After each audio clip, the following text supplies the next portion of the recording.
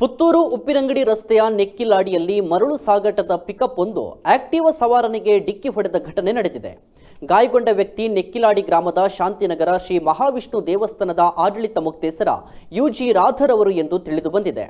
Pickup ಡಿಕ್ಕಿ ಹೊಡೆದ ರಭಸಕ್ಕೆ ಯುಜಿ ರಾಧರ್ ಅವರು ರಸ್ತೆಗೆ ಎಸೆಯಲ್ಪಟ್ಟಿದ್ದು ಕೈಗೆ ಮತ್ತು ಕಾಲಿಗೆ ಗಾಯವಾಗಿದೆ. ತಕ್ಷಣ ಇವರನ್ನ ಉಪ್ಪಿನಂಗಡಿಯ ಶ್ರೀರಾಮ ಶಾಲೆಯ ಪೋಷಕರ ಸಂಘದ ಅಧ್ಯಕ್ಷರಾದ ಕರುಣಾಕರ ಸುವರ್ಣರವರು ತನ್ನ ಕಾರಿನಲ್ಲಿ ಕರೆದುಕೊಂಡು ಹೋಗಿ ಮಂಗಳೂರಿನ ತೇಜಸ್ವಿನಿ ಆಸ್ಪತ್ರೆಗೆ ದಾಖಲಿಸಿದ್ದಾರೆ.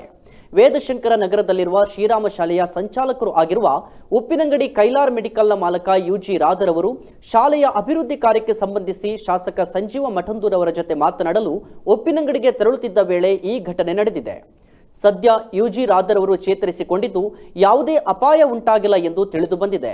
ಇನ್ನು ಘಟನಾ ಸ್ಥಳಕ್ಕೆ ಪೊಲೀಸರು ಭೇಟಿ ನೀಡಿ ಪರಿಶೀಲನೆ ನಡೆಸಿದ್ದಾರೆ.